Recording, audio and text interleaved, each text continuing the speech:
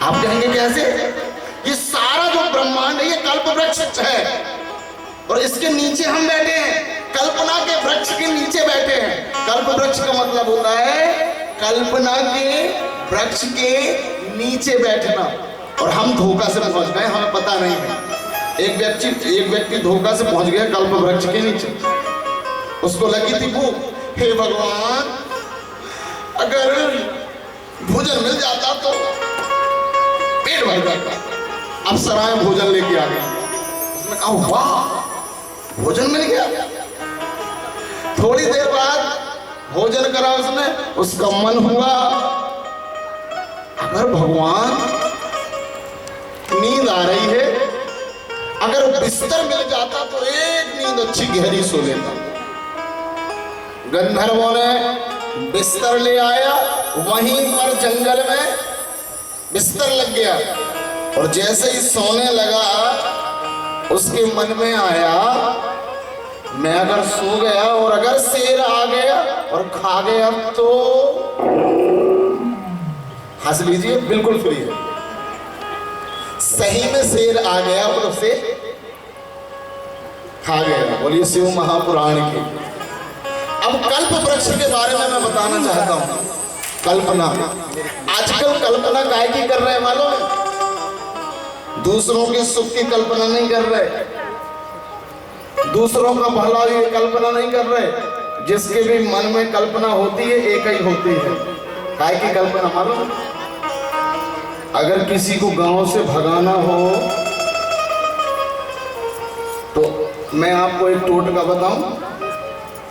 एक नींबू लाना 50 पैसे का, 2-3 तो मिर्ची लाना, इतनी सी राई लाना और 2 अगरबत्ती रात में 12 बजे उसके घर के सामने बस रख के आना।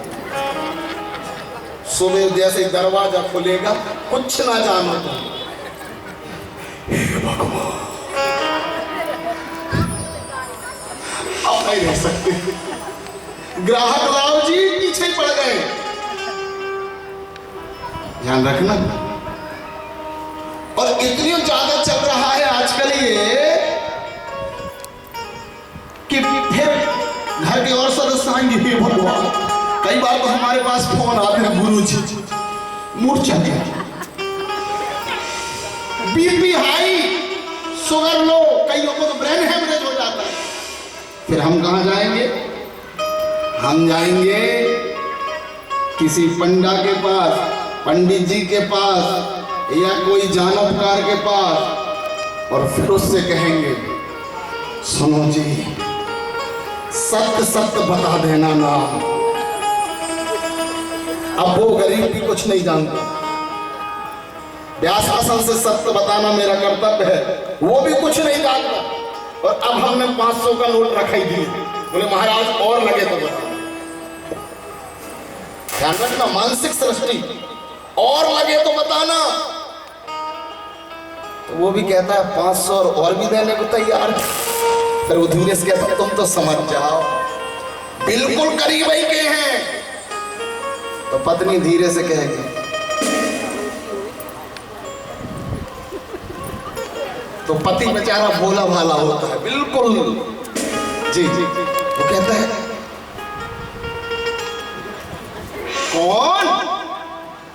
बिल्कुल जेठ ही है, देवरई है, पड़ोसी है, मौसी है। अच्छा दीदी इतनी चालाक, पूरे रिश्ते ससुराली पक्ष के बताएंगे, एक ही माय के पक्ष के। बोलो शिव महापुराण की। और फिर ऐसी दुश्मनी किनसे? अपनों से। और इतनी चालाक हमारी दीदियां, कथा सुनने तो आ रही हैं लेकिन कड़वा शब्द तो बोलना पड़ता है, जितने भी विवाद करवा रही हैं अपने ससुराल वालों से। एक भी माँ के पक्ष का नहीं। बड़ा भाई नहीं कर रहा है, उनके मौसिया जी नहीं कर रहे, उनके मामा जी नहीं कर रहे, उनके चाचा जी नहीं कर रहे, वे तो दूध के धुले हैं। कर कौन रहे हैं? वो पति के। और ध्यान रखना, अर्थी में 1000 लोग कंधे दे दें, लेकिन जब तक कुटुंब परिवार के शामिल ना हो तब तक मुक्ति नहीं मिलती। बोलो शिव महापुराण। और हमने क्या कर दिया? हम ऐसे कल्प वृक्ष के नीचे हैं इतना ज्यादा ये चल रहा है आज के समय में जिसकी आप कल्पना नहीं कर सकते। और दुर्भाग्य ये है कि जब हमें डाउट पूरा एक जगह निश्चित हो जाता है, क्योंकि हम कल्प वृक्ष के नीचे हैं, जैसे उसको लगा कि शेर आ ना जाए तो सही में आ गया, ऐसे जिसके ऊपर हम डाउट करते हैं उसकी फिर नजरें लगने लगती हैं और हमारा उल्टा होने लगता है। और अगर हमें वो दिख गया तो बुखार आना 120 डिग्री निश्चित है। बोलो राधे राधे। आपके घर में बुरा होना निश्चित है। मैं एक निवेदन करना चाहता हूं, ताबीज बनाने वालों से भी, ब्राह्मणों से भी, पंडा पुजारियों से भी, मुल्ला मुख्तियारों से भी और आप सब जनता जनार्दन से भी, हम कल्पना के वृक्ष के नीचे हैं। ऐसी कल्पना मत कीजिए कि जागी रही भावना जैसी प्रभु मूरत दे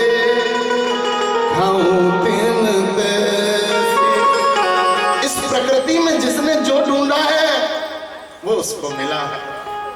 प्रहलाद ने नारायण को ढूंढा तो नरसिंह बनकर मिला, और ध्रुव ने नारायण को ढूंढा तो विष्णु बनकर मिला। मीरा ने नारायण को ढूंढा तो कृष्ण बनकर मिला, और शिवरी ने नारायण को ढूंढा तो राम बनकर मिला। आदरणीय श्रोताजनों, क्या हम भूतों ही को ढूंढेंगे? क्या हमें प्रेत ही मिलेंगे? और ध्यान रखना, मैं भूत भावन की कथा सुना रहा हूं कि भावी मैट सकहे त्रिपुरारी। अगर भूतों के स्वामी की कथा है तो एक बात बताइए, हम भूतों के स्वामी को पकड़े कि भूतों को पकड़े? कि भय का भूत, हवा का जाड़ा, और जब देखो तब सामने थाड़ा। तो आदरणीय श्रोताजनों, हमें अपनी बुद्धि में ऐसे तत्व नहीं लाना है, हमें अपनी बुद्धि में दैविक तत्व लाना है सृष्टि में। और ये मैं नहीं कह रहा हूं, शिव महापुराण कह रहा है कि पूर्णांशः शंकरस्यैव यो रुद्रो वर्णितः पुरा विधि त्वया महेशाना कैलासा निलयो वशी। तो ब्रह्मा ने सृष्टि बनाई, और जैसे ही सृष्टि बनाई, आदरणीय श्रोताजनों, मानसिक सृष्टि जिसमें सनत कुमारों का, भृगु का, वशिष्ठ का, दक्ष का, ऐसे कईयों का जन्म हुआ। और जैसे ही कईयों का जन्म हुआ तो सारे लोग बैराग्य हो। ब्रह्मा जी को लगा यार इतने निर्मल लोगों को मैं बनाता हूं, सृष्टि बढ़ती चलेगी, और अगर सृष्टि नहीं बनेगी तो फिर कुआं में अगर झील नहीं होगी तो कुआं कैसा हो जाएगा? खाली हो जाएगा। तो झील वाला कुआं जरूरी है। तो ब्रह्मा ने कहा ऐसा कोई कुआं बनाया जाए जिसमें झील हो, ऐसी कोई सृष्टि बनाई जाए जो खुद बढ़े। एक बात बताऊं मैं आपसे, इस दुनिया में परमात्मा ने एक ही चीज बनाई है, लेकिन उसकी वैरायटी बढ़ती है। मैं आपको कुछ इनाम देना चाहता हूं। मेरे पास ये 20,000 की अंगूठी है, 11,000 की घड़ी है, 10 साढ़े 10 लाख की गाड़ी है। ये आप सबको देना चाहता हूं मैं इनाम। कोई भी बता दे कि इस दुनिया में 2 चीज है, कुछ भी बताइए आपकी जो 2 दिखे। 2 है, 10-11 लाख का फायदा है, जल्दी करिए। 10 तक समय है, 10, 9, 8, 7, 6, 5, 3, 2, 1, टाइम समाप्त। आप बताना चाह रहे हैं क्या जी? बताइए। अरे जी कोई चीज 2 नहीं है, चक्कर में ना पड़े। आंख एक दिख 2 रही है, लेकिन आंख एक, सूर्य एक, चंद्रमा एक, टमाटर एक, सोना एक, तुम एक, तुम्हारे अंगूठा की रेखा एक, तुम्हारी आंखों की दृष्टि एक, आधार कार्ड में गए हो ना, चेहरा एक, गेहूं एक, संसार में परमात्मा एक, कोई चीज दो नहीं है। इसीलिए कहा गया है एक ही साधे सब सदे, सब साधे। दुनिया में कोई चीज वो नहीं है। आप खूब रिसर्च करिए, मुस्लिम एक, ईसाई एक, सिख एक, और एक से ज्यादा बन ही नहीं सकता, क्योंकि एक से ही प्रकट हुआ है और एक ही बना है। बोलिए शिव महापुराण के एक, ओनली फॉर एक। काम एक, क्रोध एक, लोभ एक, सरस्वती एक, संध्या एक, दुर्गा एक, काली एक, एक एक एक, एक बस एक। इसलिए ब्रह्मा ने पुत्रों को बनाया, ब्रह्मा ने सुर बनाया, असुर बनाया, ब्रह्मा ने सब कुछ बनाया है। और उसकी सृष्टि में कभी कमी नहीं आती। एक बात बताइए, चोरों की कमी आई? हेलो, पुलिस की कमी आई? झूठों की कमी आई? सच्चों की कमी आई? स्त्रियों की कमी आई? पुरुषों की कमी आई? कुत्तों की कमी आई? बिल्ली की कमी आई? चींटी की कमी आई? उसकी सृष्टि में सब बनते जाते हैं। उसकी सृष्टि बनाने का तरीका बड़ा अच्छा है कि यदा नकारिता पित्रा माया मोहित चेतसा लीलां चकार शुभज्ञाना महासत्वी शिवा तदा। लेकिन आदरणीय श्रोतागण, एक जगह बड़ी समस्या हो गई। क्या?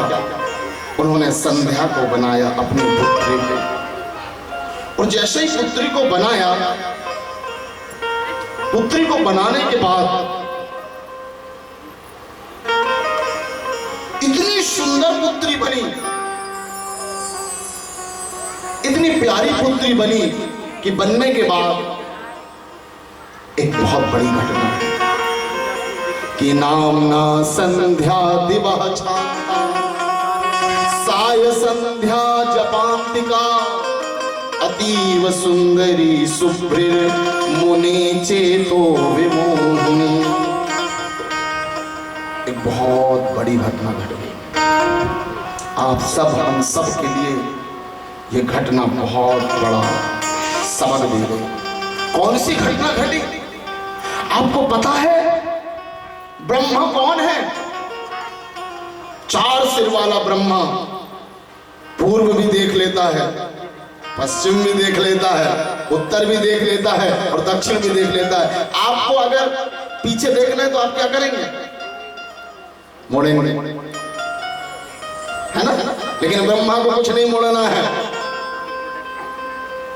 कैमरा लगे चारों तरफ। एक बात और ध्यान रखना, ब्रह्मा के चार सिर चारों वेदों से भरा पड़ा, लेकिन काजर की कोठरी में कितनों ही सयान हो जाए कि काजर की एक रेख लागे है सो लागे है, और कामिनी के साथ चाहे कितनों ही सयान हो जाए, कामिनी के साथ काम जागे है सो जागे। समाज का कड़वा सत्य शिव महापुराण में व्यक्त है, जो मानवता को शर्मिंदगी की ओर, सिर झुकाने की ओर मजबूर करता है। खुद की बेटी को देखकर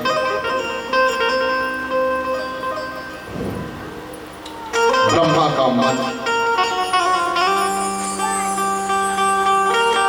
कुछ पलों के लिए, पलों से भी पल के अंदर से कुछ क्षण निकाला जाए, उस एक बाल बराबर क्षण के लिए ब्रह्मा का मन, और मुझे हृदय से माफ किया जाए, ब्रह्मा के पुत्रों का मन हो गया। अब अगर यहां पर कोई नास्तिक सुन रहा होगा तो आपको पता है, नास्तिक कहेगा सनातन धर्म से पतित धर्म कोई नहीं है, जिसमें एक बाप का मन बेटी को देखकर डोल जाए। इससे बड़ी शर्मिंदगी क्या होगी? लेकिन ध्यान रखना आदरणीय श्रोताजनों, सत्य शुद्ध होता है और सत्य को व्यक्त करना ये सनातन धर्म की रीति है। बोलिए सत्य सनातन धर्म की, सनातन धर्म ने कभी कुछ छिपाया नहीं है। और एक बात और बता दूं, जो भी सत्य सनातन धर्म में विश्वास करते हैं, कभी डोलना नहीं, डगमगाना नहीं, सनातन धर्म को किसी को देख के छोड़ना नहीं। कई लोगों की आदत होती है, छोटी सी बात सुन लें, अभी कुछ बाबा, कुछ संत, कुछ लोग बदनाम हो गए तो लोगों ने धर्म ही छोड़ दिया, बोले सनातन धर्म कोई मतलब का नहीं है ना। कुछ लोग जेल चले गए तो लोगों ने कहा अरे भैया सनातन धर्म तो यार छोड़ दो इसे। तो कई पंथों में चले गए, मैं नाम नहीं लूंगा, कुछ मजहबों में चले गए और झूठों को भगवान बना के अपने घरों में तस्वीरें टांग ली। क्यों? बोले ये शुद्ध है। ध्यान रखना, हकीकत छिप नहीं सकती बनावट के उसूलों से, और खुशबू आ नहीं सकती कागज के फूलों से। नकली भगवान कभी शांति नहीं देगा, क्योंकि उसके पास है। शांति कौन देगा? सभी बोलेंगे असली भगवान। कौन देगा? असली भगवान। अच्छा, कमल कहाँ खिलता है? साफ पानी में। कमल, जोर से बोलिए, घबराए ना। कमल कहाँ खिलता है? और कमल कौन है? धर्म। कहाँ खिलेगा? कीचड़ में। अच्छा एक बात बताइए, इतने सारे संत बदनाम हुए तो उससे नुकसान हुआ सनातन धर्म का कि फायदा? ये दीदी से कहना अच्छे से बैठे, ऐसे आप बैठे हैं ऐसा लग रहा है सो रहे हैं। एक दिन तो हो चुकी है ना, थोड़ा जगह दिया करो बाजू बाजू में, समाधि में ना पहुंचे। आदरणीय श्रोताजनों, जब ये संत, ये महात्मा जब बदनाम हुए चारित्रिक रूप से, या एक संत ने जब उत्तर प्रदेश में फांसी लगा ली, तो लोगों को लगता है कि यार सनातन धर्म बड़ा रिस्क में है। लेकिन ध्यान रखना, जो सत्य होता है वो परेशान होता है लेकिन पराजित नहीं होता, क्योंकि सत्य सनातन है। एक और कहानी बताना चाहता हूं मैं। पाराशर जी का नाम सुना है आपने? कौन कौन ने सुना? पाराशर जी एक दिन जमुना को पार होने के लिए जा रहे थे, और जैसे ही जमुना को पार होने के लिए जा रहे थे तो एक कन्या नाव चला रही थी। मत्स्यगंधा नाम था, मछली जैसे उसका बदन महकता था। लेकिन जैसे ही आधे में नाव गई और पाराशर जी का मन बिगड़ा। पाराशर जी कौन है मालूम है? व्यास जी के पिता। बहुत ध्यान से सुनिएगा। और जैसे ही उनका मन बिगड़ा, उन्होंने हाथ पकड़ लिया। देखो मेरे भी रोंगटे खड़े हो रहे हैं, आपके भी। हाथ पकड़ लिया, बच्ची घबराई। बच्चे क्या करते हो संत जी, क्या करते हो महात्मा जी, धर्म बदनाम हो जाएगा। पाराशर जी ने कहा प्रकृति मुझे बहुत ज्यादा व्याकुल कर रही है, मेरी स्थिति नाजुक है। कमंडलू में से जल निकाला और पूरे माहौल को कोहरा में कर दिया, अंधेरा हो गया। मत्स्यगंधा और उनका संयोग हुआ। मत्स्यगंधा ने कहा अब कीर्ति छिपेगी नहीं, युगों तक सनातन को बदनाम करेगी, ध्यान रखना। पाराशर जी ने नेत्र बंद किया। हुआ प्रभु, पतित करना था तो हम ही शुरू करना, हमें हमारी चिंता नहीं है, लेकिन सनातन बदनाम होगा इसकी चिंता है। भगवान ने कहा मेरी इच्छा के बिना पत्ता नहीं हिलता। और ध्यान रखना आदरणीय श्रोताजनों, उस मत्स्यगंधा के गर्भ से व्यास का जन्म हुआ, और व्यास का जन्म नहीं हुआ, व्यास के द्वारा 4 वेद, 18 पुराण और 6 शास्त्रों का प्रागट्य हो गया। आदरणीय श्रोताजनों, कीचड़ में कमल खिल। आपको पता है ये संत, ये महात्मा, ये जितने लोग बदनाम होते हैं, चाहे पंडित जी हो, संत हो, महात्मा हो, पुजारी हो, पादरी हो, क्यों बदनाम होते हैं? जब ये धर्म से बड़े बनने लगते हैं, ध्यान रखना, खुद की किताबें, खुद की मैगजीन, खुद के सिद्धांत समाज में प्रचारित और खुद की फोटो की पूजा करवाने लगते हैं, और जब ये खुद भगवान बनने लगते हैं उस समय इन्हें पतित कर दिया जाता है। और फिर जब ये पतित होते हैं तो पुराण प्रकट हो जाते हैं। आदरणीय श्रोताजनों, पुराणों के सिद्धांत प्रकट हो जाते हैं। जोर से बजाइए, नहीं तो हम तो उन्हीं की पूजा करते रहेंगे। जो मर चुके, जो जा चुके, जो मलमूत्र त्याग रहे हैं, यहाँ तक अगर पहुंचना है तो समाज में कीचड़ में ही फूल खिलता है। और ये समाज का अपना फिल्टर है, इसमें कोई षड्यंत्र नहीं होता, प्रकृति अपना माहौल बनाती है। और क्योंकि मैं व्यास शासन से बहुत जिम्मेदारी से बात कर रहा हूं। अच्छा, गोस्वामी तुलसीदास जी का नाम सुना? रामायण कौन कौन के घर में? हाथ उठा के बताओ। वाह वाह, क्या बात है, यही तो हिंदू सनातन धर्म का सौभाग्य है, हर घर में रामायण है। लेकिन किसने लिखी? तुलसीदास जी ने, है ना? और तुलसीदास जी ने रामायण लिखी, आपको पता है ये पत्नी से बड़े प्रेम करते थे। इनकी पत्नी का नाम था रत्नावली। आपको सुनने में और मुझे कहने में संकोच हो रहा है, लेकिन ये अपनी पत्नी को ना कभी मायके ही नहीं जाने जी, बिल्कुल नहीं जाओगे। कई पत्नियों की आदत होती है अपनी पत्नी से इतना प्रेम करते तुम मत जाना, बिल्कुल अच्छा नहीं लगता घर में। लेकिन एक निवेदन करना चाहता हूँ, सासों से भी, भाइयों से भी, अगर अपनी बहू को बीमार नहीं होने देना है तो उसको मायका और अपनी जन्मभूमि पहुंचा देना, उससे दो फायदा होगा। तुम्हें नागपुर इलाज कराने के लिए नहीं पहुंचाना पड़ेगा, क्योंकि जो भी बच्ची अपने जन्मभूमि में जाती है मायका में 2 घंटे के लिए, 2 महीने के लिए, 2 दिन के लिए, वो पूर्ण रूप से स्वस्थ होकर आ जाती है। यो कहें कि रिचार्ज होकर आ जाती है। आदरणीय श्रोताजनों, रिचार्ज होकर मायका में ये ताकत है। कोई मनोवैज्ञानिक आपकी बहू को ठीक नहीं कर सकते। मैंने देखा है जो महीने 2 महीने में एक बार मायके के चक्कर लगा आती है ना, कर देखो घर का पोछा, झाड़ू, भोजन, और जो साल भर नहीं जाती तो फिर महाभारत देखते। कारण ये है जन्मभूमि की सुगंध, जन्मभूमि का एक अपना एक माहौल।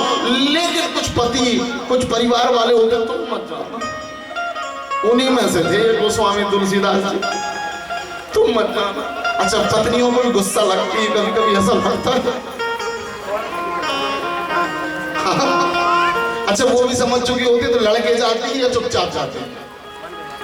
एक दिन पंडित जी पूजा करने गए थे, उन्होंने भाई को बुलाया और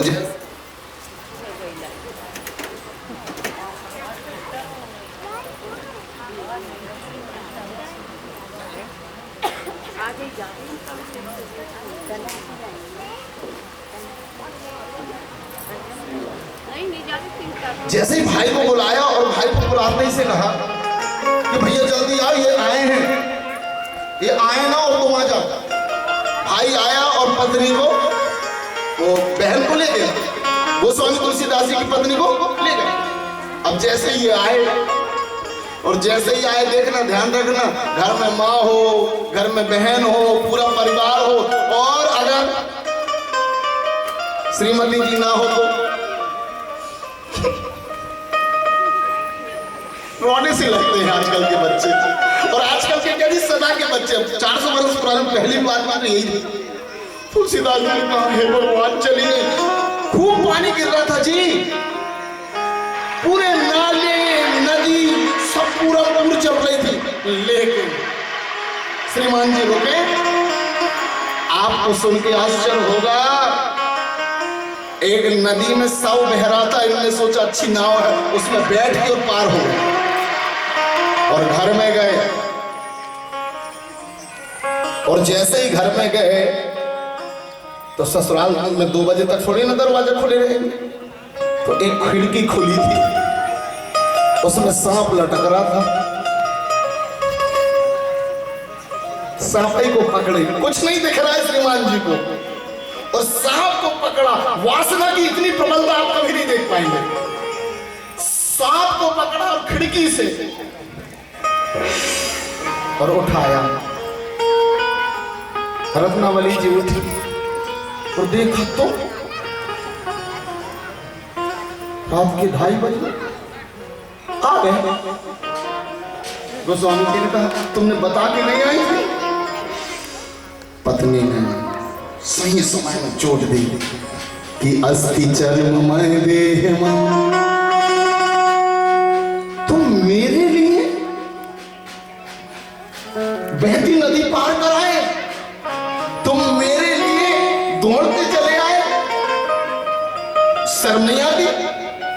गोस्वामी जी, तुलसीदास जी ठिठक गए, ये भगवान क्या कह रही है, आज तक मुंह नहीं लगी कि अस्पि चर्ममय देहम जावे ऐसी प्रीत, और ऐसी प्रीत जो राम में हो जा भव से भी।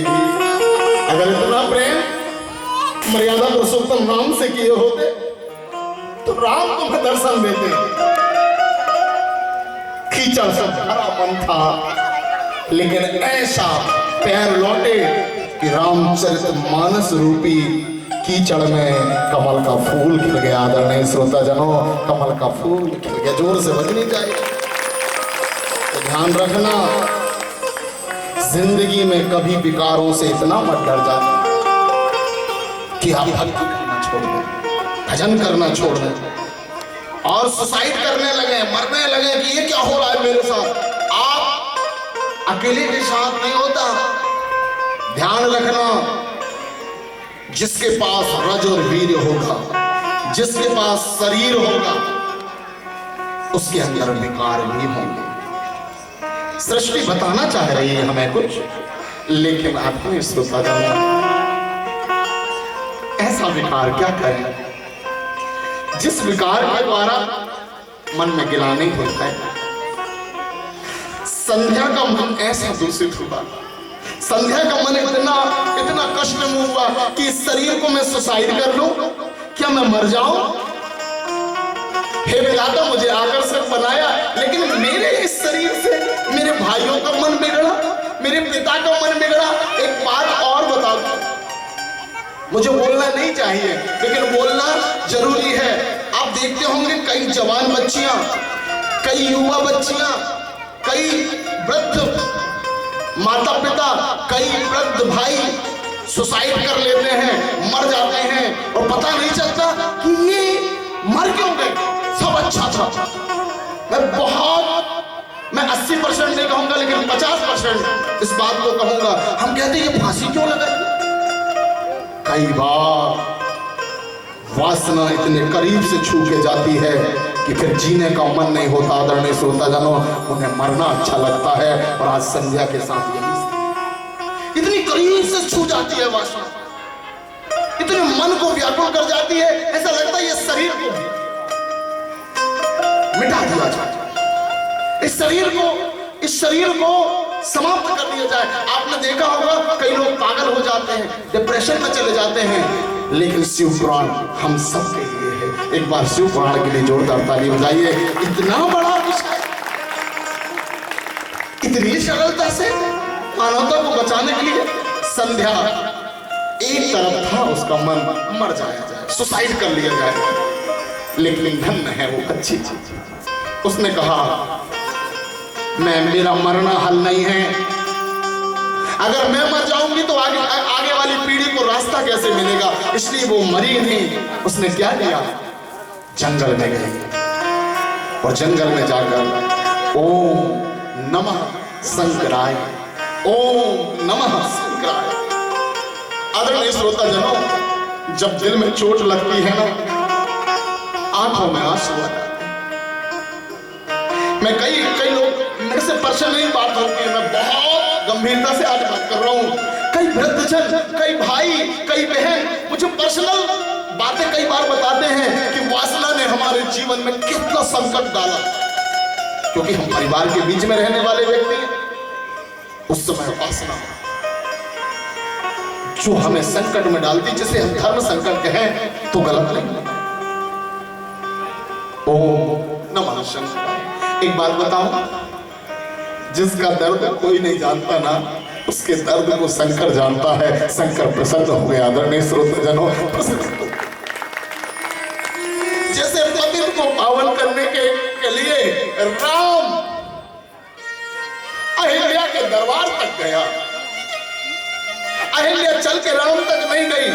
ध्यान रखना, जो पतित होता है, जिसका कैरेक्टर कभी गिरता है, जिसका कभी पैर फिसलता है,